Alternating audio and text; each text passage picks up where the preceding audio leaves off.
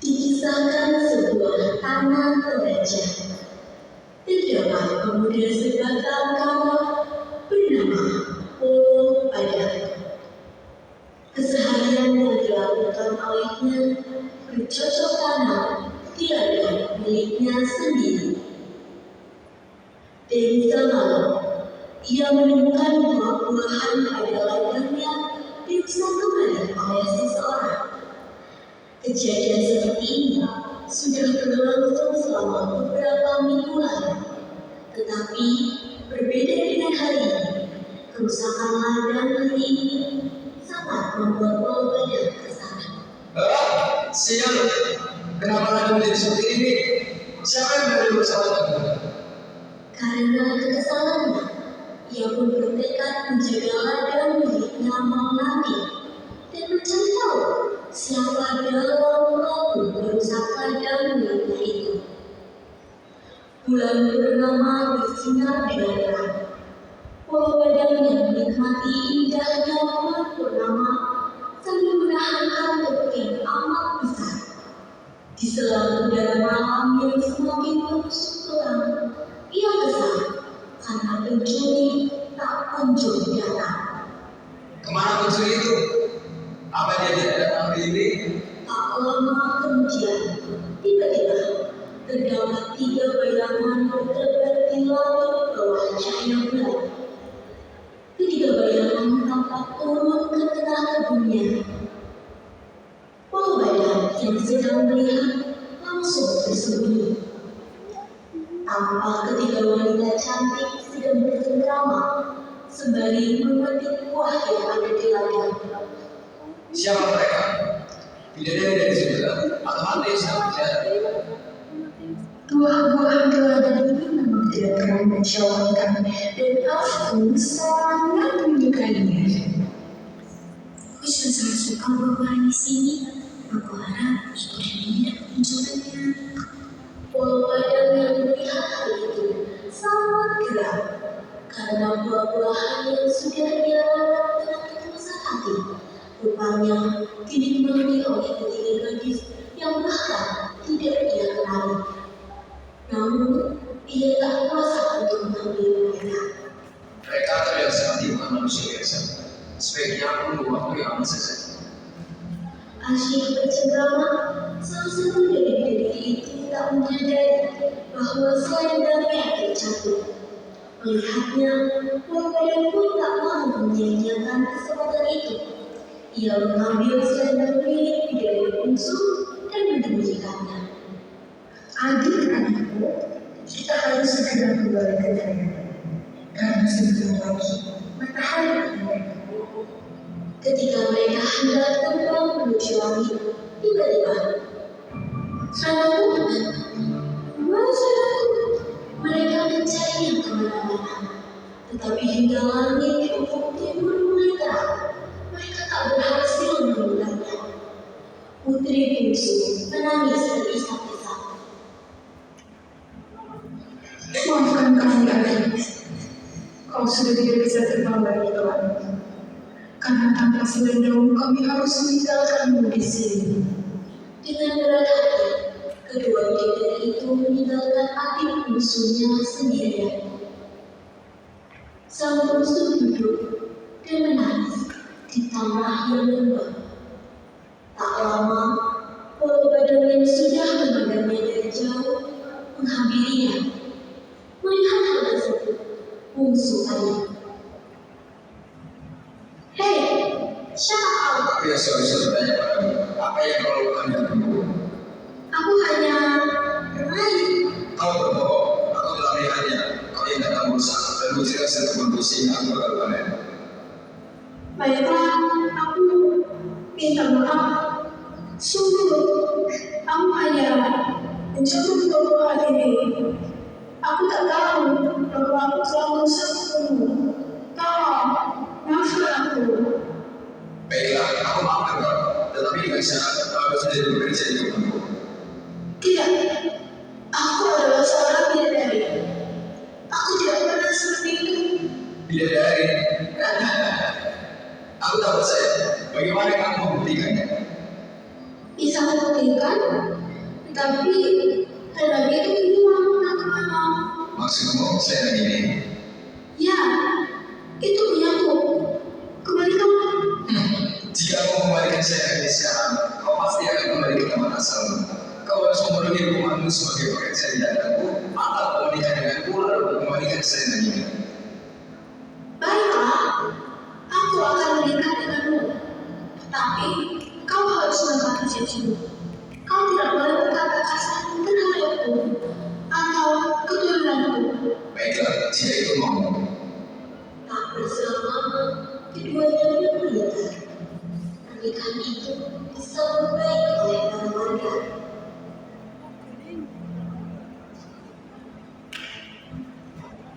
Keesokan harinya, sebelum matahari terbit, Bungsu meminta izin pada suaminya untuk kembali ke Kayangan.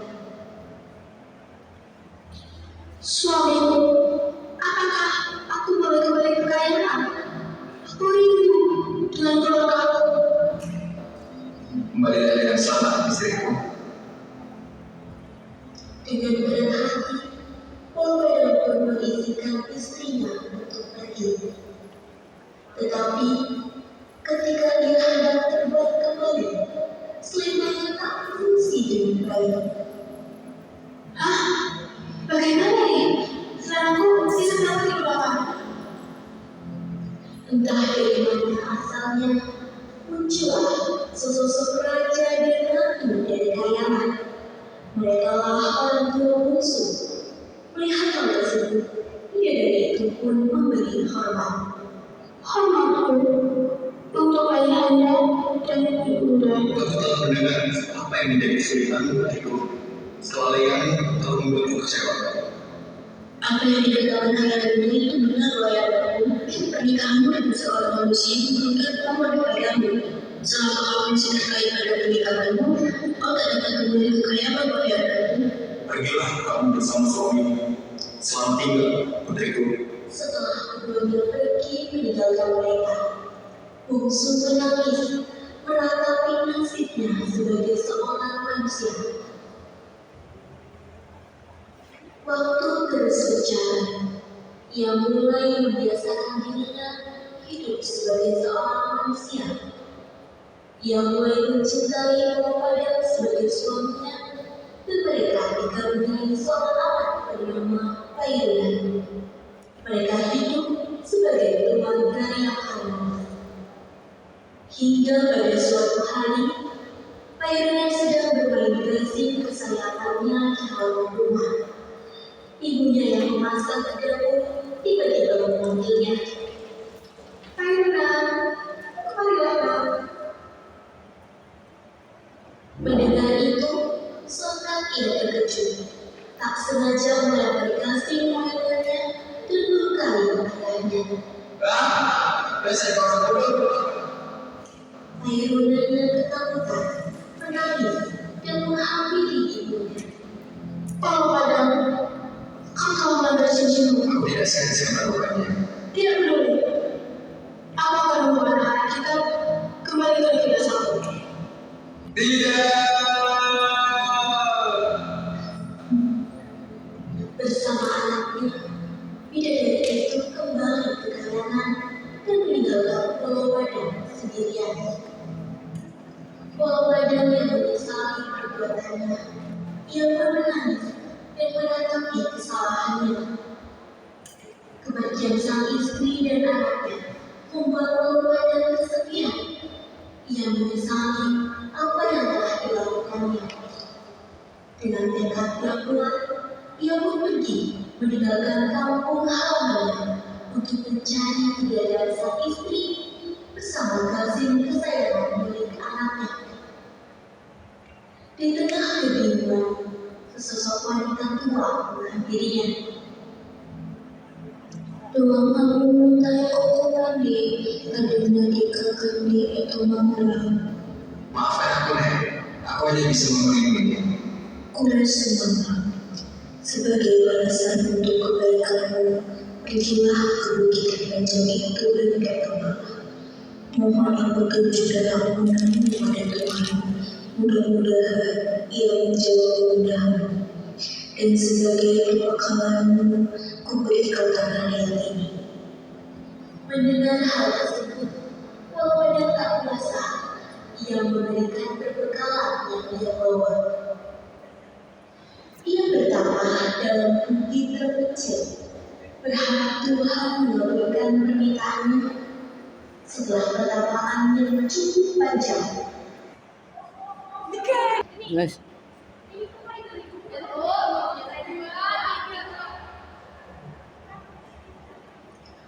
sangat terkejut, ia membuka matanya lebar-lebar dan tak mengenali sekitarnya. Wow, apakah ini yang disebut kayaknya?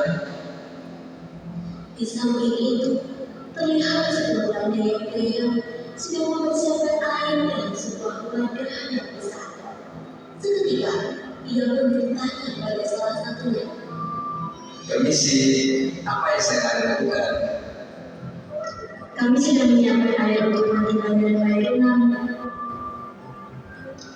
Mendengar jawaban dayang tersebut, Wawadah terkejut dan memiliki ide.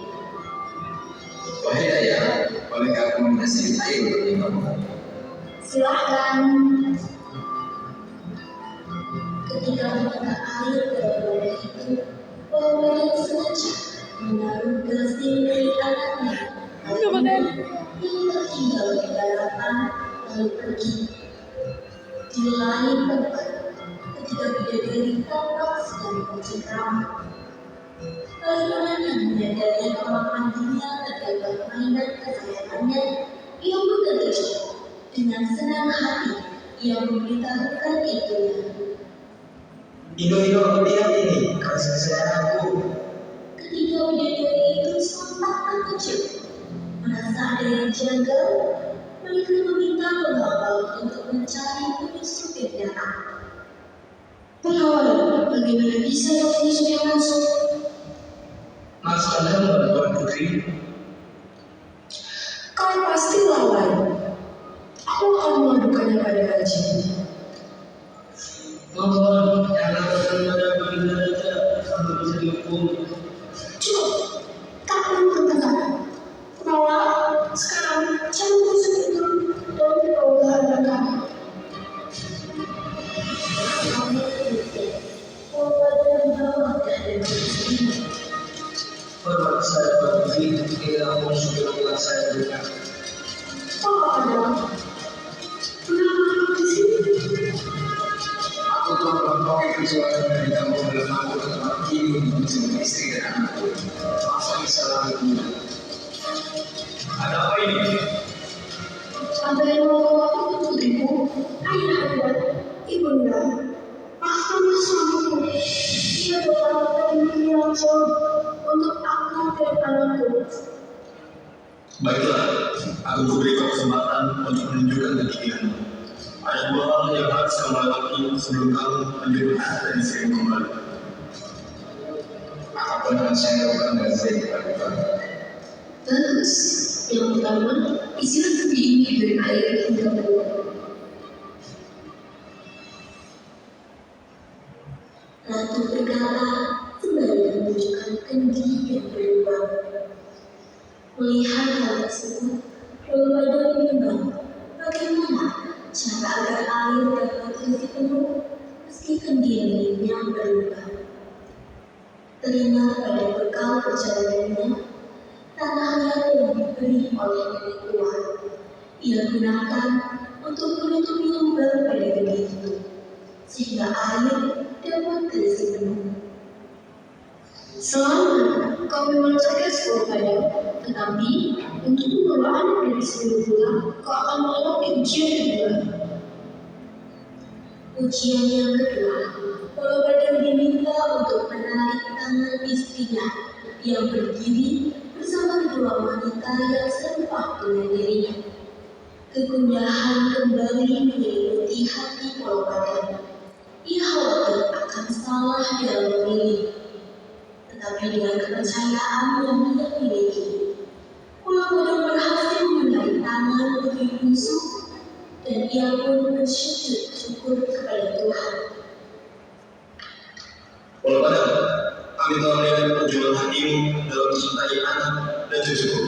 Aku menerima menjadi menantuku. Hiduplah kalian menjadi keluarga yang bahagia sebagai teman. Jagalah anak gadis ini dengan baik. Kami percayakan kepadamu, padamu. Dan pada akhirnya, keluarga Tuhan hidup bahagia. Dan hal tersebut menjadi cikal bakal kerajaan pertama di Sulawesi Selatan.